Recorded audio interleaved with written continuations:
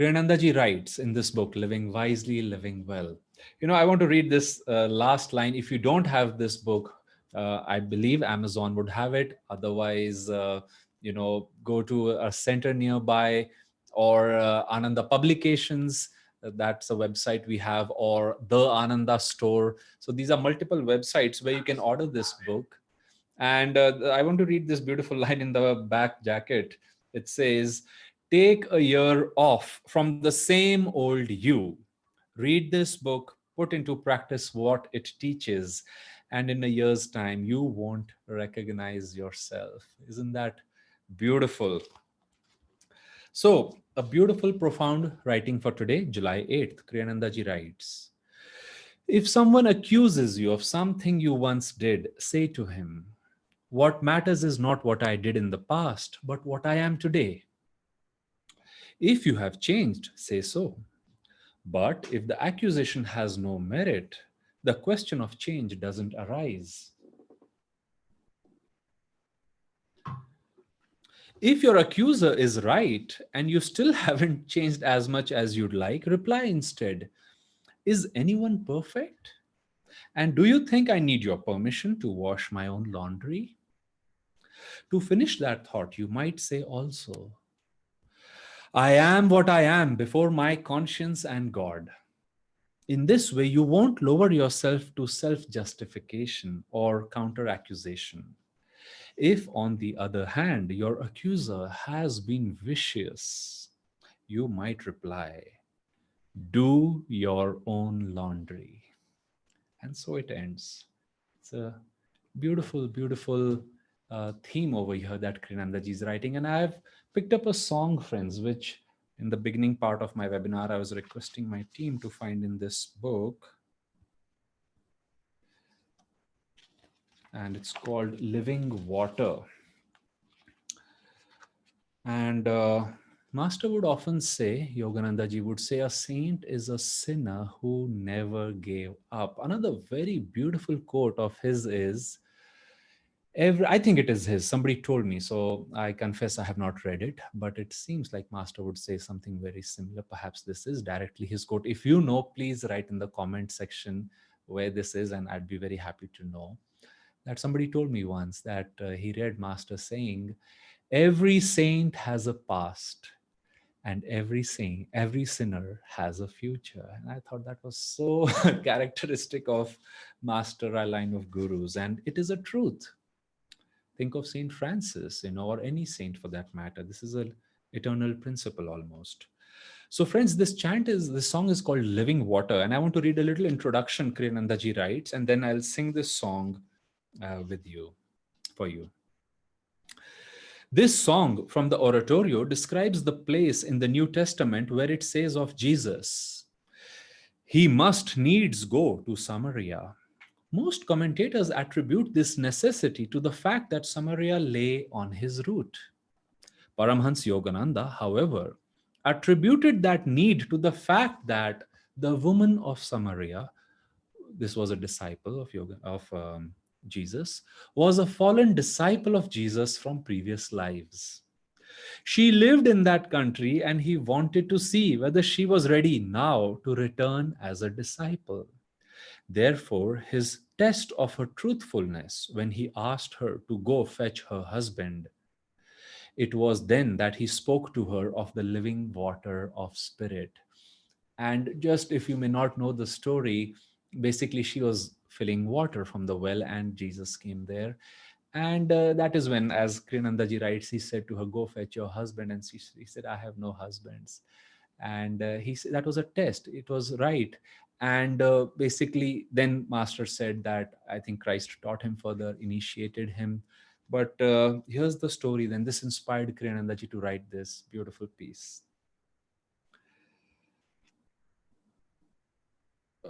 Oh boy, I wanted to write. There's a solo and a choir, which I didn't know. So I'm going to sing the choir part, friends, for you. Though fallen deep in sin, by men abandoned, if longing for his grace, Truth be your guide. He can redeem you from every evil. Friend, only think of him. Walk by his side. Though fallen deep in sin, by men abandoned, if longing for his grace, truth be your guide. He can redeem you from every evil. Friend, only think of him. Walk by his side. May our choir directors and others forgive me for this was certainly not the right expression of this song. I have never sung it before. I have always hummed it. And but this is a very, very beautiful rendition if you hear it in the oratory of friends. And the Kriyanandaji mentions, though fallen deep in sin, what is sin? Kriyananda said, sin is error. Now, yes, man intentionally sins many times. Actually, before that, let's discuss the theme of evil he's presented over there. What is evil? How does a saint is a sinner who never gave up? What is evil? Yoganandaji defined evil once quite simply as the absence of true joy. Swami very beautifully explains it in the book Conversations with Yogananda. He said, absence of true joy. And Kriyanandaji would add, towards the end of his life, this is a story, a dream he had, he would very often repeat. And he would say that, I think it was somewhere in Italy, maybe it was Florence, he had a dream. And in that dream, Kriyanandaji saw people of all walks of life, including, he said, businessmen, very steely in their dealings, lawyers. He saw mafiosi, he said, everybody. And he said, I realized as the dream progressed from one section of society to another, all the spectrum of mankind, he realized they were all actually looking for the same thing. And he was looking for the same thing, and that thing was happiness. He said they just didn't know where to look for it. And so we derive joy, and he says people do derive joy sometimes in revenge, in putting other people down. In this case, in this reading, somebody is standing up and saying, hey, remember when you used to eat chicken? Remember when you stole this? Remember when you used to do that? Remember when you lied? Or they may inquire about somebody's past. Well, how far will you go? Yoganandaji once said at breakfast to his disciples, he said, I remember all my past incarnations back to when I was a diamond. Diamond, which testifies, he would say it is absolutely true that the soul, once set or put into manifestation, set on this journey, goes through mineral incarnations, plant incarnations, 5 to 8 million animal incarnations, he said, and finally it arrives on the scene to become a human being, which is why he would remind everybody, he would say the human birth is extremely precious because the mind, the spine, the nervous system, the feelings, the ego, everything is so refined at that point that one is able to do abstract thinking, you might say. Kriyananda said, a turtle looking at a sun, perhaps at the most might be thinking, is this something I could somehow eat? That, which is to say that mankind has this potential to use its mind, its feelings, its actions in such a way that it starts, thinking of spiritual realms, of possibilities of self-improvement and such. At the same time, Yoganandaji would say once, I forget what the story was, but again, it's from Conversations. Somebody was, I think, just not getting the point that Yogananda was trying to explain. And they would again and again divert the conversation. I think it was like that. And Master said, the ego is so, skillful in its ignorance, that it's just like we want to understand something, but a part of us, like St. Augustine said, Lord, make me a saint, but not as yet. And just somewhere over there might be this situation that you move towards truth, but if only it was that easy, we immediately take a detour, or a past samskar pulls us in one direction or another. And Swami would say that that's why Master said evil is the absence. It's simply the absence of true joy, that you think this is going to give me happiness. And so you might say we commit that sin: overeating, oversleeping, gossiping, you name it. I will not meditate today, and things like that. And we think we will derive joy from all those choices we are making. Well, Kriyanandaji would say, even if you have to indulge in something, he would say, at least inwardly, mentally keep a little distance. Like Kriyanandaji's example of smoking. Many of you might know it. Otherwise, it's worth knowing, because even if you're not a smoker, this absolutely applies in every aspect of our lives, in every aspect of self-improvement, friends. And Kriyanandaji would tell us that this is an important story. And he would say that, now let me give you a little bit as a doctor. I have studied some of this, that the smoking, the way now we know so much about the ill effects of smoking, way back in 2030s, even a little bit in 40s, the ill effects of smoking were not known to people. Actually, there are posters of doctors, especially ENT surgeons, promoting cigarettes as a wonderful cure for sinusitis and such. So it was only in 40s and 50s that cancer started coming out in a big way, and especially from the West, people realized that, oh, it's tobacco which is causing it. And therein, after I think 70s or 80s, the trend has quite a bit gone down, while it continues to go up elsewhere. But Swamiji, here he was as a young man, he found himself enjoying smoking. And he said then he decided to come on the spiritual path, be a hermit, and he decided to retire to one or the other forest. And he said, now I would have very little money. And where would I find cigarettes? Besides, who ever heard of a hermit who smokes? So he said, what did he do? He tried to kick the habit. And he would say, well, giving up smoking was something like, he said, I encountered the same experiences as Mark Twain, who would say, oh, giving up smoking, that's the easiest thing to do in the world. I have done it 1,000 times. And so Swamiji would say, I'm going to give up smoking tomorrow. And he would find himself with the cigarette. And then he would be thinking, okay, this is the last cigarette. Tomorrow, I'm going to give up. And what he would do is he would tell his friends, I'm going to give up cigarettes tomorrow. I'm going to give up cigarettes. Till they had heard him so often that perhaps he started repeating it less. And one day he told his friends, tomorrow, I'm going to give up smoking. And one of his friends said, Walters, I've heard that. Don, I've heard that before, so many times before. And Swami said, no, I mean it. And he said, we'll see. Next day he woke up and he had no desire whatsoever to smoke. And he said, never has that desire come back. Now, what did he do, friends, in this 1 year where he was trying to quit this strong habit? He said each time he went back to smoking, you might say he went back to his finding joy through smoking.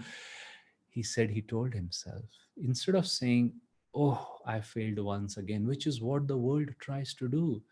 Kiranandaji said, if you observe, some of the harshest judgment of spiritual people comes not from their fellow uh, brethren, it comes from the worldly people who, so much as perhaps have never set a foot on the spiritual path in a very intentional way. But he said they are the fastest to judge, whereas others are more compassionate because they know how hard it is to change a habit. Even somebody like Yogananda ji, though he was a master, he was extremely compassionate. He said, if you've seen somebody who's given up one strong habit in this life, let's say alcohol, and have never gone back to it for the end of their life, he said it is worth a celebration. It is worth congratulating them, because it is not so easy. People slip into these habits again and again. So Swami said each time he found himself back with the cigarette, he said to himself, I haven't yet succeeded. I haven't. So he said he was physically engaging in that, but his mind was affirming, oh, I'm one step closer to my success. I'm one step closer. Whereas you see from his friend's perspective, this was a hopeless case. It was just going nowhere. They said, oh, you're spinning your wheels. We've seen this before. We've heard this before. He never went back to smoking one day when his affirmation finally fructified, you might say. And that is a lesson for us to take over here. So, Kiranandaji, let me read these three situations. He's saying, now, first of all, if you've changed, you can tell people what matters is not what I did in the past, but what I am today. It's like a beautiful quote I read about a year ago, and somebody said, um, don't criticize me for my past. I don't live there anymore. It's an old address. I thought that's true. We not only change homes and cities and bodies, we also, in this scale of evolution, we drop back many things. Another thing Yoganathaji would say, friends, is he said, you see, we should be kind to others when we are seeing them they're struggling. Like Christ said, judge ye not others lest ye be judged. That karmically, or from a, what if we hold somebody for a challenge they are trying to overcome, life one way or another is going to put us in that situation sooner or later, so that we understand and develop compassion. We understand that each person is coming from their own point of view, from their experience, from their life journey. Who has the right to judge anybody else? Yoganandaji himself would say, he said, I leave judgment to God. My job is to befriend people. My job is to share. And he said, judgment I leave to God. And it's a beautiful, beautiful thing to keep in mind. There's another beautiful story I remember. I don't remember which disciple this was, and I don't want to misquote, but the lesson is more important than the name. This was when Yogananda ji was alive, and Kriyananda ji was staying in the ashram, and he heard this story. And somebody was in the ashram with Yogananda ji for a long time. Master loved everybody, and this particular disciple, he was encouraging, training, guiding. And then he noticed one day this disciple left and then came back a while later. Perhaps I think months had gone by. When she came back, some disciples looked at her and said, how dare you come back and show your face again in this organization? This disciple said, where else would I go? And besides, what do you want me to do? Worship my mistakes? Like we say in Hindi, ho gaya. Ho gaya, it's done, it's the past. Somebody once had this beautiful dream that Master was like this big, gigantic light source, and all disciples were running towards him and joyfully, one after another, merging into him. And as they were running, they were tumbling and rolling sometimes and getting up and still again running. And Master was very happy. He's like, yeah, get up, run. So when they told Swamiji this dream, he said, was I there also? They said, yes, you were there. He said, did I fall? He said, yes, you fell, but you got up very quickly and you dusted your clothes and you ran again. That's the spirit. Yogananda ji said, that's the spirit. You're on the path. Never admit that you are your ego, your personality, your mistakes. Mistakes happen. That is why in the autobiography, he put that line. He said, one must forgive under all circumstances, because forgiveness helps us forgive ourselves. Forgiveness helps us understand, glimpse how God must be viewing us, little children. Otherwise he could be as strict as anybody. You can imagine. But God allows. And yes, we suffer when we do not change our wrong habits. That's why sin or evil call it there. It's called that because it's the absence of true joy. Evil habits, ultimately anything physical. Once I remember somebody had come to an ashram, a satsang of Swamiji, and they were declaring, they opened a box and they said, can we make an announcement? And he allowed them to. And they said, our Guruji has found this precious stone, and this is exactly the particle the scientists are looking for. And this little thing can change the world. And Swami said, he said, well, it's still physical. It's still a physical thing. And I think in their announcement, they were not focusing so much on what he was trying to suggest to them, that, okay, a particle, a thing, a human body, Master would not take his own physical body too seriously. He said, we incarnate in different forms as per Divine Mother's wishes. You need to be in a male body, female body, in this country, this personality, those relatives, these friends, those enemies. How does it matter? Be truthful to yourself, as Swami says over here. I am what I am before my conscience and God. Yogananda ji said people's praise and blame should not affect us. Our openness, our communication, like a little child before an unconditionally loving parent, which is God. That way, he said, when we communicate to God, our conscience, our inner strength, our willpower strengthens. And he said, we are able to change ourselves. But remember, friends, like that song was saying, no matter what the error. Now, Kriyanandaji overcame his smoking habit through affirmations. I'm sure, he would ultimately say, he said, grace, everything is grace ultimately. But there is this fine line, you might say, where you and I have to put our self effort and we attract grace. It's like opening the curtains is your and my role. And then the sunlight, which is shining, which comes flooding instantly into the room, is the grace. So ultimately, grace is the real thing, but we have to part those curtains. And Kriyanandaji would say, who changes us ultimately? Especially the minor things, brushing your teeth, wearing clean clothes, cooking well, those can be good human skills. What ultimately drops those sins and evil tendencies and habits once and for all? That is grace of God, grace of Guru. So let's try to, through our practices, through our devotion, through our like it said, walk by God's side, walk by his truth. Never tell yourself, I'm a child of God. Kriyananda said, you're not your mistakes. We are children of God. That is actually, he said once, that's the only definition we all should be using, because everything else is little limiting. We are children of God, we are children of light.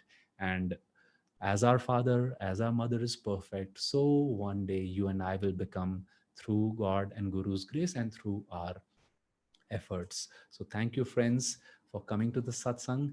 And let's keep these practices in our daily sadhana, in our daily spiritual life. God bless you.